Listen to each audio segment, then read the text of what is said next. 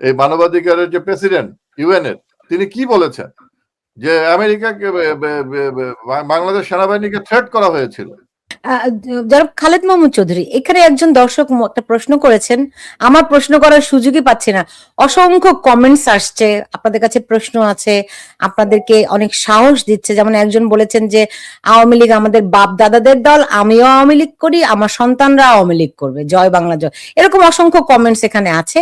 এর মধ্যে থেকে একটা কমেন্টস একটু পিক করলাম আমি। বলবেন কি, আপনাদের দুজনের কাছে প্রশ্নটি রেখেছে যে বিএনপির এই দুঃসাহস যোগানদাতা কে? মানে এই যে নিষিদ্ধ করলো আওয়ামী লীগকে, এর যোগানদাতা কে? এবং আওয়ামী লীগে এখনো 35% গুপ্ত জামাত শিবির আছে, আপনারা কি একমত কিনা? খালিদ মাহমুদ চৌধুরী। 24-এর 5ই আগস্টের 11:30 পর্যন্ত ঢাকা শহরে আমি চলেছি। ঢাকা শহরে কোনো ধরনের এই ধরনের বিক্ষোভ ছিল না। আমি কোথাও 200 মানুষের সমাবেশ দেখি নাই। সেখানে ভিতর থেকে সরকারের মেকানিজম বিশ্বাসঘাতক। যে ভলকাত্তুর বলেছে না, জাতিসংঘের মানব যেই এই মানবাধিকার নিয়ে কাজ করে আমাদের প্রফেসর ডক্টর হাবিব মিল্লাত, তিনি বলবেন এই মানবাধিকারের যে প্রেসিডেন্ট ইউএন এর, তিনি কি বলেছেন যে আমেরিকাকে বাংলাদেশ সেনাবাহিনীকে থ্রেট করা হয়েছিল এবং সেই থ্রেটে পা দিয়েছে। এবং ভবিষ্যতে এই যে বাংলাদেশের সার্বভৌমত্ব যাদের দায়িত্ব রক্ষা করার দায়িত্ব, যারা বাংলাদেশের সার্বভৌমত্বের বিরুদ্ধে যারা আঘাত করেছে, তাদেরকে প্রতিহত না করে সরকারের বিপক্ষে যারা দাঁড়িয়েছে, ভবিষ্যতে ইতিহাস ফিরে আসবে। যে হাবিব মিল্লাত বলল, ভবিষ্যতে যারা এই সংবিধানের বিরুদ্ধে গিয়েছে তাদের বিচার এই বাংলার মাটিতে হবে। কাজেই এইসব কথাবার্তা গুপ্ত ছিল, অমুক ছিল, আওয়ামী লীগে ফিরে আসবে, এগুলো কোনো কথা না। আওয়ামী লীগ আছে, আওয়ামী লীগের মধ্যে গুপ্তচর ভিত্তি করে কোনো লাভ হবে না। আওয়ামী লীগ একটা আদর্শিক রাজনৈতিক দল, আওয়ামী লীগ কোনো ক্লাব না যেখানে যে আসলো সেখানে সদস্য লাভ করলো। এখানে আদর্শ লক্ষ্য এবং উদ্দেশ্য আছে, আমাদের একটা ঘোষণাপত্র আছে। আপনাকে মনে রাখতে হবে, বাংলাদেশের মুক্তিযুদ্ধ একটা ঘোষণাপত্রের মধ্য দিয়ে মুক্তিযুদ্ধ হয়েছে। পৃথিবীর কোন দেশে ঘোষণা দিয়ে মুক্তিযুদ্ধ হয়েছে? কাজেই আওয়ামী লীগের একটা ঘোষণাপত্র আছে, সেই ঘোষণাপত্র আলোকে আওয়ামী লীগ চলে। আওয়ামী লীগ করতে হলে সেটা মেনে নিয়ে চলতে হবে। কাজেই এগুলো অবান্তর কথা বলে লাভ নাই। দেখেন, আওয়ামী লীগ তো স্রোতের বিরুদ্ধেই সবসময় রাজনীতি। 49 সালের পর থেকে আপনি যদি আওয়ামী লীগের ইতিহাসটা যদি দেখেন উনি বা আমরা যদি দেখি, তাহলে কি দেখবে? আওয়ামী লীগ কি কখনো স্রোতের পক্ষে ছিল? সব সময় স্রোতের বিপক্ষে ছিল। আমরা যখন 2008 সালের কথা, 15 বছরের কথাই তো আলোচনা হচ্ছে বেশি। 2008 সালের যদি আমরা নির্বাচনের পরে যে দায়িত্ব গ্রহণ, মাননীয় প্রধানমন্ত্রী সরকার গঠন করলেন, মাত্র 1 মাসের মাথায় বিডিআর পিলখানা হত্যাকাণ্ড ঘটিয়ে এই সরকারকে ফেলে দেওয়ার একটা মহা পরিকল্পনা, দেশের মধ্যে একটা গৃহযুদ্ধ লাগানোর একটা পরিকল্পনা নেওয়া হয়েছিল। সেটাকে মাননীয় প্রধানমন্ত্রী মোকাবেলা করেছেন। তার বাংলাদেশের মানুষ ম্যান্ডেট দিয়েছিল যুদ্ধ অপরাধের বিচার করতে হবে। হাবিবে মিল্লাত যেটা বলল যে 45 বছর পরে সেই ইনডেমনিটি দিয়ে রক্ষা করা যায়নি, সেই মামলার রায় কার্যকর করার ম্যান্ডেট 2008 সালের 29শে ডিসেম্বর আওয়ামী লীগকে, মহাজোটকে দিয়েছিল।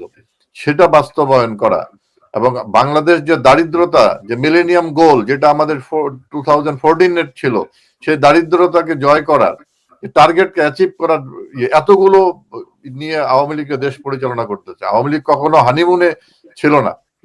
এবং সেটা আমরা এই অ্যাচিভমেন্ট মিলেনিয়াম গোল 1 বছর আগে আমরা করেছি। এবং এর মধ্যে দেখেন পদ্মা সেতু যে দক্ষিণাঞ্চল বাংলাদেশের মূল ভূখণ্ড থেকে বিচ্ছিন্ন ছিল, সেই দক্ষিণাঞ্চলকে যুক্ত করার জন্য পদ্মা সেতু প্রকল্প কি ধরনের ষড়যন্ত্র হয়েছে, এই জুলাই সন্ত্রাসীর হোতা দখলদার ইউনুস তারা করেছে। এবং আজকের যে ইউনুসের ধারাবাহিকতা যে এসেছে, তার মা নিজেই আপনার হচ্ছে স্টেট ডিপার্টমেন্টের কাছে চিঠি লিখেছিলেন পদ্মা সেতুর মানে যে অর্থায়ন না করার জন্য। তো এই ধরনের চ্যালেঞ্জ মোকাবেলা করে আমরা গেছি। তো কাজে আওয়ামী লীগ সবসময় প্রতিকূলতার মধ্যে ছিল এবং এই যে প্রতিকূলতারা যারা ছিল তারাই হচ্ছে আওয়ামী লীগকে নিষিদ্ধ করতে চায়, নির্মূল করতে চায়। 15ই আগস্ট হত্যাকাণ্ড ঘটেছে, 21শে আগস্ট, 5ই আগস্টের জুলাই সন্ত্রাসে যে গণহত্যা চালানো হয়েছে, এরা তারাই। আর আওয়ামী লীগ হচ্ছে বটবৃক্ষ। আওয়ামী লীগ 7.5 কোটি মানুষকে নিয়ে বাংলাদেশ স্বাধীন করেছে। বঙ্গবন্ধু স্বাধীনতার পরে সাধারণ ক্ষমা ঘোষণা করেছিলেন।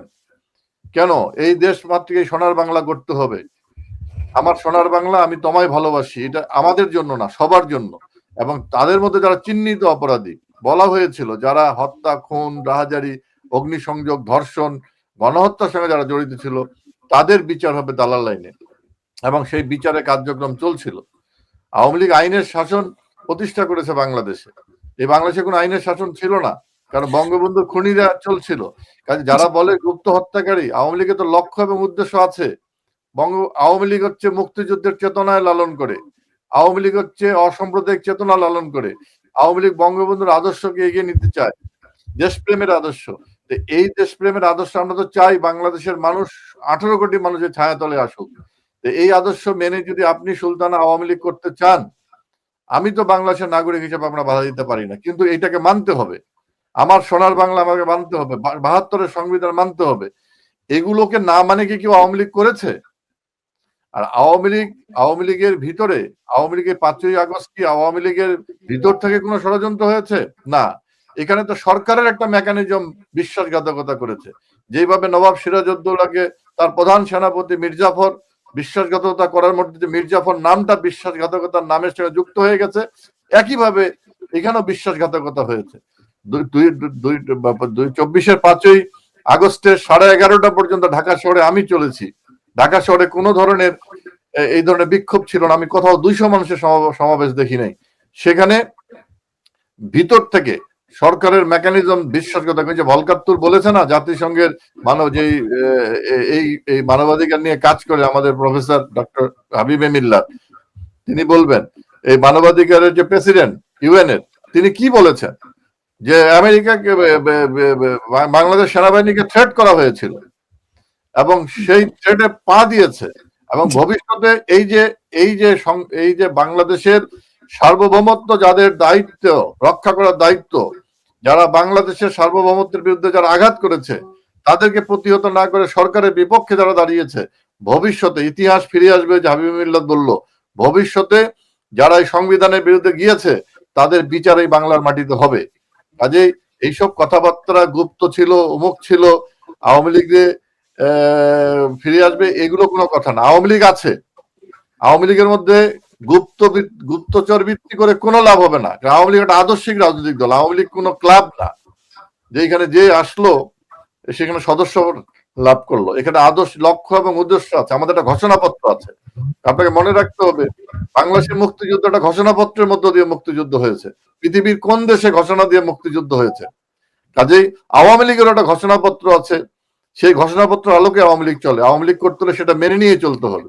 কাজেই এগুলো অবান্তর কথা বলে লাভ নাই।